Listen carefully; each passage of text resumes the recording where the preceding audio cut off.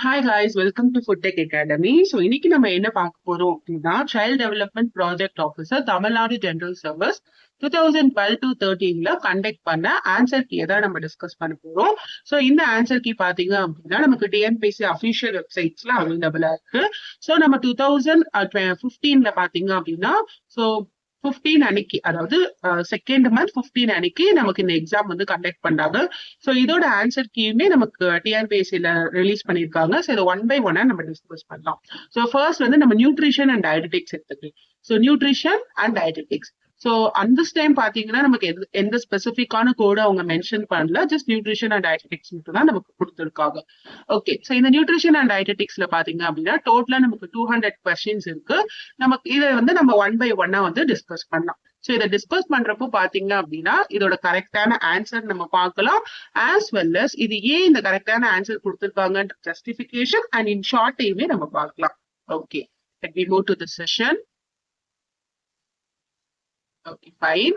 So இப்போ பாத்தீங்க அப்படின்னா ஃபுட் டெக் அகாடமியில சைல்ட் டெவலப்மெண்ட் ப்ராஜெக்ட் ஆஃபீஸர் 2015 அன்னைக்கு கண்டக்ட் பண்ணனா home science, nutrition and dietetics, general ஸ்டடீஸோட சால்வ்டு கொஸ்டின் அண்ட் ஆன்சரை நம்ம பார்க்கலாம்.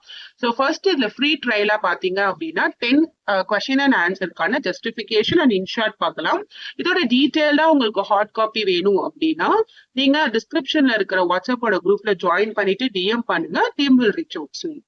Okay, fine. For first question பாத்தீங்க அப்படின்னா DAS is a gentle method of cooking in a pan with tight fitting lid using small quantities of liquid to cover only half of the food அப்படின்னு கேக்குறாங்க. Okay, so இதோட answer பாத்தீங்கன்னா ஸ்டூவிங் அப்படின்னு நம்ம சொல்லுவோம். ஏன் நம்ம ஸ்டூவிங் சூஸ் பண்றோம் அப்படின்னா ஸ்டூவிங் தான் மாய்ஸ்ட் ஹீட் குக்கிங்க்கு பாத்தீங்க அப்படின்னா ஒரு சூட்டபிளான மெத்தடா இருக்கும். நம்ம லோ டெம்பரேச்சர்ல குக் பண்றதுக்காக and small amount of liquid நம்ம யூஸ் பண்ணி நம்ம பேனை பாத்தீங்கன்னா நல்லா டைட்டா வந்து என்ன பண்ணிக்கலாம்னா கவர் பண்ணி சிம்மரா நம்ம வந்து யூஸ் பண்ணலாம். ஸோ இப்படி நம்ம பண்றதுனால அதோட டெண்டர்னஸ் அண்ட் ஃபிளேவர்ஃபுல்ல நம்மளால ரீடைன் பண்ண முடியும்.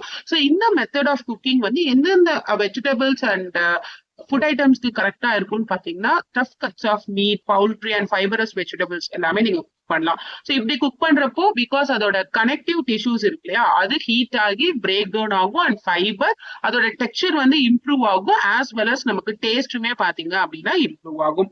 ஸோ இதுதான் நம்ம என்ன சொல்லுவோம்னா ஸ்டூவிங் மெத்தட் அப்படின்னு சொல்லுவோம். ஸோ நமக்கு கொஸ்டின்ல என்ன கேட்டிருக்காங்க, ஒரு ஜென்டல் மெத்தட் ஆஃப் குக்கிங் தான் கேட்கறாங்க. பேனை வந்து டைட்டா நம்ம ஃபிட் பண்றோம், as well as small quantity of liquid தான் யூஸ் பண்ண போறோம்.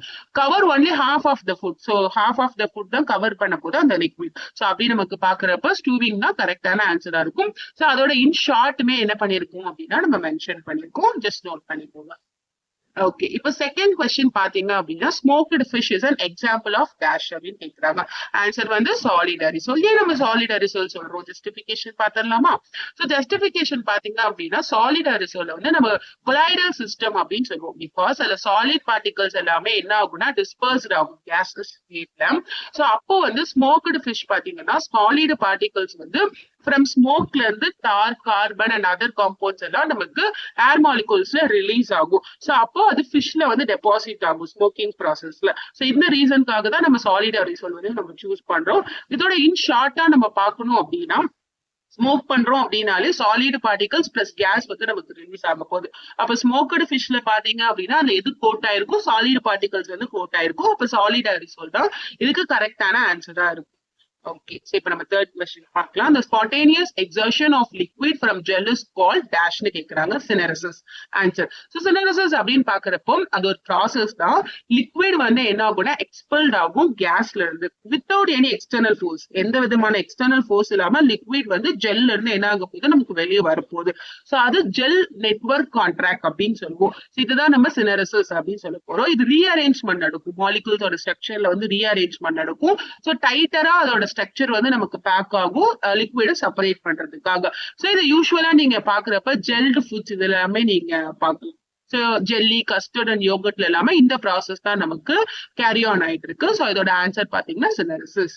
ஓகே, சோ நம்ம ஃபோர்த் கொஸ்டின் பாருங்க. ஃபோர்த் கொஸ்டின் பாத்தீங்க அப்படின்னா is DAS is a parasite responsible for contamination of food and amoeboic dysentery அப்படின்னு கேக்குறாங்க. சோ ஆன்சர் பாத்தீங்கன்னா என்டோமீபா ஹிஸ்டாலிட்டிக்கான ஆன்சர். சோ இதோட ஜஸ்டிபிகேஷன் பாக்குறப்போ நம்ம என்டோமீபா ஹிஸ்டாலிட்டிக்கா வந்து ஒரு புரோட்டோசோனா பாரசைட் சொல்றோம். அமீபா டிசென்ட்ரியை காஸ் பண்ணுது. சோ இது வந்து நமக்கு ஃபுட் அண்ட் வாட்டர் வந்து கண்டாமினேட் ஆகுறதுனால இந்த ப்ராசஸ் நமக்கு நடக்கும். பியூர் சானிடேஷன் இல்ல ஹைஜீனிக் பிராக்டிஸ் வந்து கரெக்டா இல்ல அப்படின்னாலுமே இந்த ப்ராப்ளம் நமக்கு காஸ் ஆகும். இது சிம்பிளா நம்ம பார்த்தோம்னா கண்டாமினேட்டட் ஃபுட் அண்ட் வாட்டர் வந்து அந்த சிஸ்ட் இருக்குல்லையா அது இன்ஜெக்ட் பண்ணிக்கும். அது இன்டெஸ்டினல் இன்ஃபெக்ஷனை காஸ் பண்ணும். அமீபாய்க் டிசென்ட்ரிக்கா வரும். சோ இது எல்லாமே யாரால நடக்குதுன்னா என்டோமீபா ஹிஸ்டாலிட்டிக்கானால நடக்குது. சோ இந்த மாதிரி எல்லா கொஸ்டின்ஸ்க்குமே நம்ம கிட்ட ஜஸ்டிபிகேஷனும் இருக்கு. ஆஸ் வெல் அஸ் இன் ஷார்ட்டா நீங்க அண்டர்ஸ்டாண்ட் பண்ணிக்கிறதுக்கான இன் ஷார்ட்டுமே நம்ம பிரசன்ட் பண்ணிருக்கோம். சோ இதோட ஹார்ட் காப்பி வேணும் அப்படின்னா ஜஸ்ட் குரூப்ல ஜாயின் பண்ணிட்டு நீங்க டிஎம் பண்ணுங்க. உங்களுக்கு டீடைல்ஸ் வந்து ஷேர் பண்ணுவாங்க. ஓகே. சோ 5th கொஸ்டின் பாருங்க. டேஸ் இஸ் ரெஃப்ரிஜரேஷன் டெம்பரேச்சர் எப்படின்னு கேக்குறாங்க. சோ 4.4ல இருந்து 1.2 டிகிரி செல்சியஸ் தான் அதோட ஆன்சர். ரெஃப்ரிஜரேஷன் டெம்பரேச்சர் அப்படின்னு பார்த்தோம்னா யூஸ்வலா நமக்கு ஸ்லோ டவுன் டெம்பரேச்சர் தான். அந்த பிளேஸ்ல மைக்ரோ ஆர்கானிசமோட growth வந்து ஸ்லோ டவுன் ஆகும். ஃபுட் ஸ்பாயிலேஜ் பாத்தீங்கன்னா கொஞ்சம் டிலே ஆகும். அப்ப ஐடியலா நம்ம 4.4ல இருந்து 1.2 டிகிரி செல்சியஸ் வந்து நம்ம யூஸ் பண்ணலாம். பிகாஸ் பாக்டீரியல் ஆக்டிவிட்டியை நம்ம ரெடியூஸ் பண்றதுக்காக. இப்படி பண்றதுனால அதோட quality, structure and nutritional value நம்மளால ரீடைன் பண்ண முடியும். ரொம்ப சேஃப் அண்ட் ஃப்ரெஷ்ஷா லாங் பீரியட்க்கு என்ன பண்ணலாம் அப்படின்னா நம்ம வச்சுக்கலாம். ரொம்ப சிம்பிளா நம்ம அண்டர்ஸ்டாண்ட் பண்ணிக்கணும்னா ரெஃப்ரிஜரேஷன்ல நம்ம பாக்குறப்ப மைக்ரோபியல் ஆர்கானிசமோட growth வந்து ரொம்ப ஸ்லோவா இருக்கும். It preserves food quality. Ideal range வந்து 4.4ல இருந்து 1.2 டிகிரி செல்சியஸ். Okay. So, இப்போ 6th question பார்க்கலாம். The principle of dash refer to the chain formed by staff placed at different levels in an organization. Hierarchy தான் இதோட கரெக்டான answer. So, hierarchy அப்படின்னாலே ஒரு principle of a hierarchy நம்ம பார்க்கறப்ப authority, chain of authority இல்ல line of command வந்து நம்ம ஃபாலோ பண்ணுவோம். So, the highestல இருந்து lowest வரைக்கும் நமக்கு கம்யூனிகேஷன் என்ன ஆகும்னா பாஸ் ஆகும். ரொம்ப கிளியரா இருக்கும். சூப்பர்விஷனா இருக்கட்டும், கண்ட்ரோலா இருக்கட்டும், எல்லாமே from high to low தான் நமக்கு கேரி ஆக போகுது. சோ இதை நம்ம இன்னும் சிம்பிளா அண்டர்ஸ்டாண்ட் பண்ணிக்கணும் அப்படின்னாலே ஹையரார்கி அப்படின்னாலே செயின் ஆஃப் அத்தாரிட்டி டாப்ல இருந்து பாட்டம் வரைக்கும் நமக்கு போகும்போது அப்ப ரோல் அண்ட் கண்ட்ரோல் கம்யூனிகேஷன்ஸ் எல்லாமே ரொம்ப கிளியரா நீட்டா இருக்கும். சோ இதெல்லாமே பாத்தீங்கன்னா நமக்கு 2015ல கண்டக்ட் பண்ணின சிடிபிஓட ஆன்சர் கீ தான் நம்ம டிஸ்கஸ் பண்ணிட்டு இருக்கோம். சோ இந்த அபிஷியல் வெப்சைட்ல கொடுத்த ஆன்சர் கீயை தான் நம்ம டிஸ்கஸ் பண்றோம். பட் இந்த ஆன்சர் கீழ நம்ம ஜஸ்டிபிகேஷனும் நம்ம டிஸ்கஸ் பண்றோம். ஆஸ் வெல் அஸ் இன் ஷார்ட்டும் நம்ம டிஸ்கஸ் பண்ணிட்டு இருக்கோம். சோ இதோட கண்டினியூஷனா நம்ம 7th கொஸ்டின் பார்க்கலாம். So 7th கொஸ்டின் பாத்தீங்க அப்படின்னா experts of staff utilised to maximum the efficiency of line personnel to the utmost is called line and staff relationship னு சொல்றோம். So line and staff relationship இதெல்லாமே management ஓரியன்டடா நமக்கு ஒரு food service மேனேஜ்மெண்ட்ல. So இப்ப line and staff relationship அப்படின்னு பாக்குறப்போ ஒரு coordination இருக்கும். லைன் எக்ஸிகியூட்டிவ்ஸ்க்கும் ஸ்டாஃபோட ஸ்பெஷாலிஸ்டுக்கும் பாத்தீங்க அப்படின்னா ஒரு கோஆர்டினேஷனை மெயின்டைன் பண்ணுவாங்க. சோ இது எதுக்கு ரெஸ்பான்சிபிளா இருக்கும் அப்படின்னு பாத்தீங்கன்னா அட்வைஸ்க்கு, டெக்னிக்கல் எக்ஸ்பர்டீஸ்க்கு and support to help line மேனேஜ்மெண்ட்க்கு ரொம்ப ஹெல்ப்ஃபுல்லா இருக்கும். சோ இந்த எக்ஸ்பர்ட் நாலேஜ் பாத்தீங்கன்னா ஸ்டாஃப்ஸ் கிட்ட இருந்து நமக்கு வரும். அது டிசிஷன் மேக் பண்றதுக்கா இருக்கட்டும், ஆபரேஷனல்ல வந்து எஃபிஷியன்சியா நம்ம வந்து மேனேஜ் பண்றதுக்கும் ரொம்ப யூஸ்ஃபுல்லா இருக்கும். நம்ம சிம்பிளா எப்படி அண்டர்ஸ்டாண்ட் பண்ணிக்கலாம் அப்படின்னா இன் ஷார்ட்ல பார்க்கலாம். லைன் மேனேஜ்மெண்ட்ல பொறுத்த வரைக்கும் அத்தாரிட்டி அண்ட் ஆக்ஷன் வந்து நம்ம எடுத்துக்கணும். ஸ்டாஃப் வந்து அட்வைஸ் அண்ட் எக்ஸ்பர்டீஸா இருப்பாங்க. இது டுகெதர் இது ரெண்டுமே சேர்ந்து நமக்கு எஃபிஷியன்சி அண்ட் எஃபெக்டிவ்னஸ் நமக்கு கேரி பண்ணணும். இதுதான் இன் ஷார்ட்டா நம்ம என்ன பண்ணிக்கலாம்னா லைன் அண்ட் ஸ்டாஃப் மேனேஜ்மெண்ட்ல நம்ம அண்டர்ஸ்டாண்ட் பண்றது. Efficiency of line personnel to utmost இதுதான் நம்ம line and staff management relationship அப்படின்னு நம்ம சொல்லுவோம்.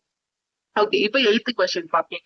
8th கொஸ்டின் பாத்தீங்க அப்படின்னா an example of split color harmony answer பாக்குறப்போ orange with blue purple and blue green நம்ம சொல்றோம். ஸ்பிளிட் கலர் ஹார்மோனி அப்படின்றது ஒரு காம்ப்ளிமெண்டரியான ஒரு ஹார்மோனின்னு சொல்லுவோம்.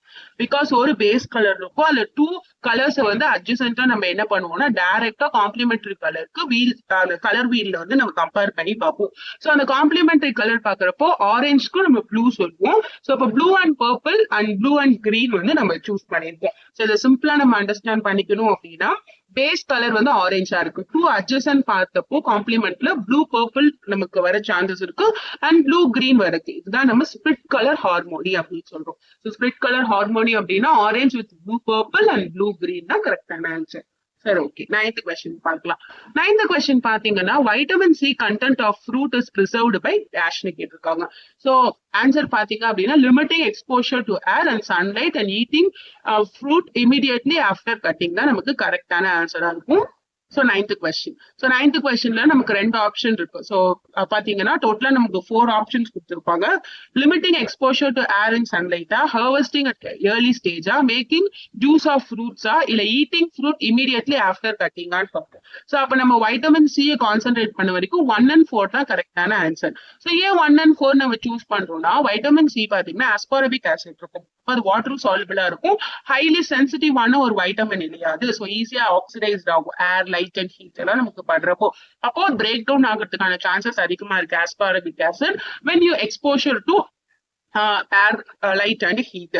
ஸோ இப்போ வைட்டமின் சியை நம்ம ப்ரிசர்வ் பண்றோம் அப்படின்னா டைரக்டா சன்லைட்ல நம்ம காட்டக்கூடாது, மினிமைஸ்டு ஏரோட கான்டாக்ட் தான் நம்ம வச்சுக்கணும். தென் இமீடியட்டா என்ன பண்ணணும்னா யூ கன்சியூம் பண்ணிக்கணும் நம்ம கட் பண்ணதுக்கு அப்புறம். அப்பதான் அதோட ஃப்ரெஷ்னஸை நம்ம மெயின்டைன் பண்ண முடியும்.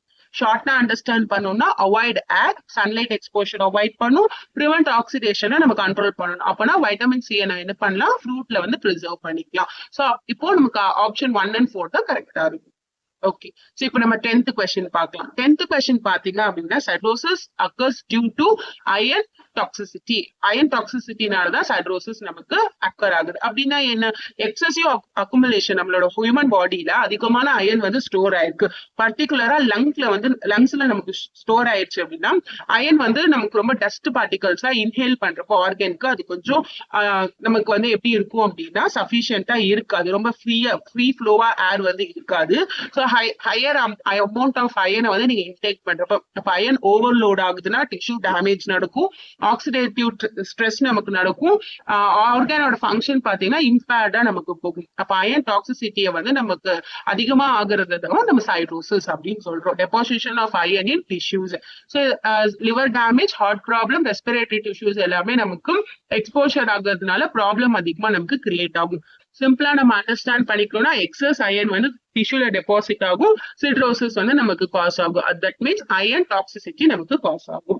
ஸோ இப்போ நம்ம ஃப்ரீ ட்ரையலான ஃபர்ஸ்ட் 10 கொஸ்டின்ஸ் நம்ம பார்த்தாச்சு.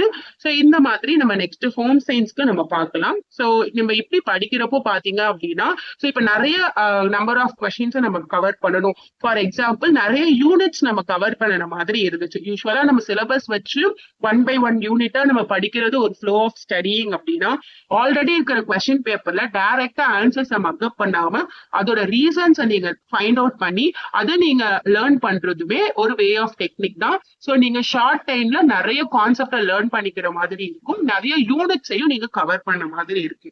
ஸோ இந்த மாதிரி உங்களுக்கு நீங்க அன்லாக் பண்ணணும், ஹார்ட் காப்பி உங்களுக்கு நீடடா இருக்கு அப்படின்னா டிஸ்கிரிப்ஷன்ல இருக்கிற லிங்க்ல ஜாயின் பண்ணிட்டு நீங்க வந்து டிஎம் பண்ணுங்க.